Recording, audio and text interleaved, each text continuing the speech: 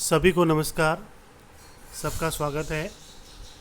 आज MCom final EAFM में हम क्वांटिटेटिव टेक्निक्स के वर्तमान टॉपिक परिमाणात्मक प्रविधियाँ, प्रकृति, क्षेत्र और योगदान में आगे थोड़ा और देखेंगे। इसके लिए आपको परिमाणात्मक प्रविधियाँ professor NP Agarwal RBD publication की बुक आपको अरेंज करनी है। इसके अलावा जैन खंडेलवाल पारिक अजमेरा पब्लिकेशन की बुक भी आप प्रयोग कर सकते हैं और उसके साथ साथ कैलाशनाथ नागर की सांख्यिकीय विधियाँ स्टैटिकल मेथड मीनाक्षी पब्लिकेशन की बुक भी आप यूज़ कर सकते हैं। तो आज हम परिमाणात्मक प्रविधियाँ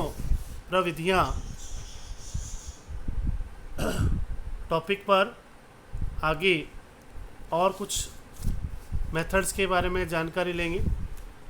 पिछली क्लास में आपने देखा कि परिमाणात्मक प्रविधियाँ जो हैं उनमें रेखीय प्रोग्रामिंग, खेल का सिद्धांत और कतार या प्रतीक्षा रेखा सिद्धांत अपन ने देखा था और थोड़ा बहुत समझा था, इसके बारे में जानकारी ली थी। आज इससे आगे चलते हुए चौथा मेथड सिंप्लेक्स विधि के बारे में जानकारी लेंगे।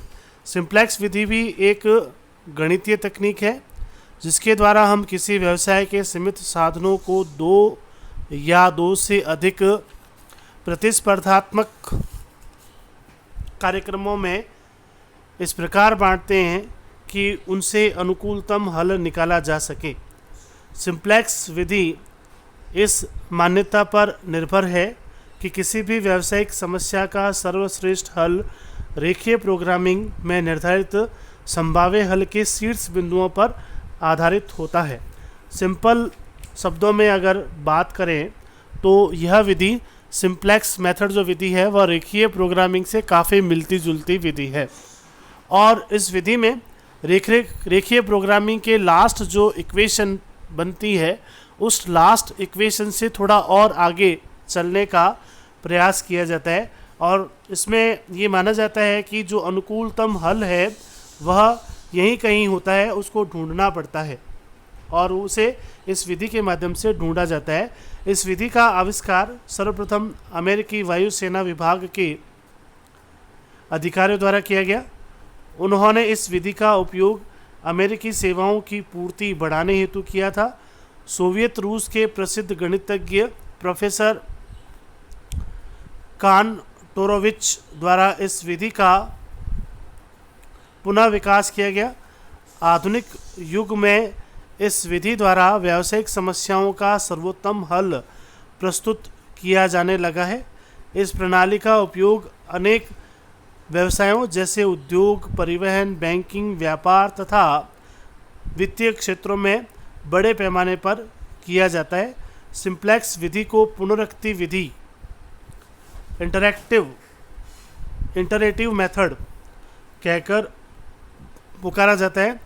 इस विधि से अनुकूलतम हल ज्ञात करने हेतु संभाव्य हल पर शीर्ष बिंदुओं का मान तब तक जारी रखते हैं जब तक यह ज्ञात न हो जाए कि लक्ष्य फलन के मान में अब और अधिक सुधार संभाव्य नहीं है। शीर्ष बिंदुओं के मान को अधिकतम करने हेतु अनेक सिंप्लेक्स तालिकाएं बनाते हैं तथा शुद्ध मूल्यांकन पद्धति द्वारा लक्ष्य फलन के मान को अधिकतम करने का प्रयास करते हैं। तालिकाओं का निर्माण हम तब तक जारी रखते हैं जब तक लक्ष्य फलन के मान में और अधिक सुधार होने की आशंका न हो। अंतिम तालिका के अंकों में उत्पाद चरों को जो मान होता है वही समस्या का अनुकूलतम हल माना जाता है। तो इस प्रकार से सिंप्लेक्स मेथड में हम समस्या को हल करने के लिए जो उच्चतम मान है उनको तब तक जारी रखते हैं जब तक कि शुद्ध मूल्यांकन प्राप्त न हो जाए और इनकी तुलना सिंप्लेक्स तालिकाओं से करते रहते हैं और नई नई सिंप्लेक्स तालिकाएं बनती रहती हैं, आगे से आगे चलती रहती हैं। अंत में उत्पादन चरों का जो मान होता है वही समस्या का अनुकूलतम हल माना जाता है। अर्थात प्रयास करते रहते हैं, तालिकाएं बनती रहती हैं आगे से आगे और अंतिम हल प्राप्त होने तक यह तालिकाएं बनाई जाती हैं। पांचवा जो मेथड है वह है मार्कोव प्रक्रिया। वर्तमान युग में अनेक व्यावसायिक समस्याओं का समाधान मार्कोव प्रक्रिया के माध्यम से किया जाता है। मार्कोव प्रक्रिया भी गणितीय कार्यक्रमों की श्रेणी में गिनी जाती है। इस विधि का उपयोग ग्राहकों के वर्तमान व्यवहार के आधार पर किसी भावी उत्पाद लक्ष्य के संबंध में वैज्ञानिक रीति से अनुमान लगाकर किया जाता है। तो यह विधि जो है आधुनिक समय में मार्केट सर्वे पर आधारित है। यदि कोई भी कंपनी कोई भी प्रोडक्ट लॉन्च करने से पहले ग्राहकों की रुचि जानने का प्रयास करती है कि ग्राहकों को और क्या चाहिए। जैसे 2G है तो 2G के बाद 3G लॉन्च करने से पूर्व ग्राहकों की राय जानने का प्रयास किया गया कि ग्राहक क्या चाहते हैं, हाई स्पीड चाहते हैं कि नहीं चाहते हैं। कोई भी नया प्रोडक्ट लॉन्च करने से पूर्व मार्केट का रिसर्च किया जाता है, मार्केट का अनुसंधान किया जाता है और उस मार्केट रिसर्च के आधार पर प्रोडक्ट जो है वो तैयार किया जाता है। तो इस तरह से कोई भी प्रोडक्ट कहीं नई जगह पर लॉन्च करना होता है तो नई जगह का पहले आंकलन किया जाता है और उस आंकलन के आधार पर प्रोडक्ट को लॉन्च किया जाता है।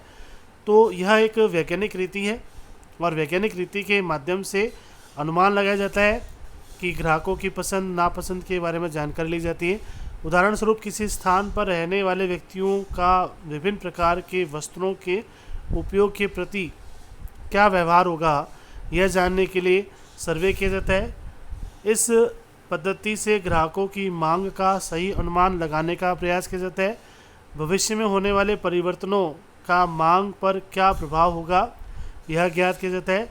मांग के आधार पर भविष्य में उत्पादन लक्ष्य तैयार किए जाते हैं। इस प्रकार यह विधि न केवल सर्वश्रेष्ठ उत्पादन के साधनों के उपयोग पर बल देती है वरन इस विधि से लागतों को कम करने तथा लाभ को अधिकतम करने का भी प्रयास किया जाता है। इस प्रकार यह एक महत्वपूर्ण विधि है। नेक्स्ट है इन्वेंट्री व्यवस्था, इन्वेंट्री सिस्टम। इन्वेंट्री सिस्टम भी अपने आप में एक बहुत ही महत्वपूर्ण विधि है। इस विधि में जहां एक और उत्पादन की लागतों को कम करने का प्रयास किया जाता है, वहीं दूसरी ओर विक्रय और उत्पादन में आपस में तारतम्य बिठाने का भी प्रयास किया जाता है। अर्थात माल इतना अपने पास होना चाहिए कि कोई भी मशीन खाली ना रहे और माल इतना कम भी नहीं हो कि कोई मशीन खाली हो जाए और अपना विक्रय आपूर्ति पर भी इसका प्रभाव पड़ जाए। तो इस प्रकार से यह विधि विक्रय और उत्पादन में एक कोऑर्डिनेशन का काम करती है, जिसे आप पिछली कक्षाओं में भी देख चुके हैं। Inventory management, inventory method, inventory control के रूप में और साथ में स्टोर लेजर अकाउंट के रूप में आपने देखा हुआ है, मार्जिनल कॉस्टिंग के रूप में आपने देखा हुआ है। तो इन विधियों के माध्यम से आप जो है इन्वेंट्री को मैनेज करते हैं। इसमें इन्वेंट्री कितनी भंडार में होनी चाहिए, उनकी चोरी को रोकना, उनके डैमेज को रोकना, उनके क्षय को रोकना, अनेक प्रकार की चीज़ों पर फोकस किया जाता है। साथ ही उत्पादन में किसी प्रकार का कोई व्यवधान उत्पन्न न हो, विक्रय भी सतत गति से चलता रहे, विक्रय की मांग के आधार पर उत्पादन भी होता रहे। इस तरह से एक मिडिल और कोऑर्डिनेट करने वाली मेथड जो है वो इन्वेंट्री मेथड है, जिसमें अनेक प्रकार के मेथड्स का हम पहले अध्ययन कर चुके हैं, जिसमें maximum stock level, minimum stock level, reorder level, reorder point, usage rate, ये सब बातों को इसमें कंसीडर किया जाता है। इसमें एक मेथड ABC कंट्रोल है, जिसे ऑलवेज बेटर कंट्रोल जिसे कहा जाता है। तो इस प्रकार से अनेक मेथड है जिनके माध्यम से हम इन्वेंट्री को मैनेज करने का प्रयास करते हैं। तो इस प्रकार से हमने देखा कि अनेक मेथड जो है वो क्वांटिटेटिव टेक्निक्स में आते हैं। आज के लिए इतना ही, धन्यवाद। आगे हम इसके बारे में और थोड़ी सी जानकारी लेंगे।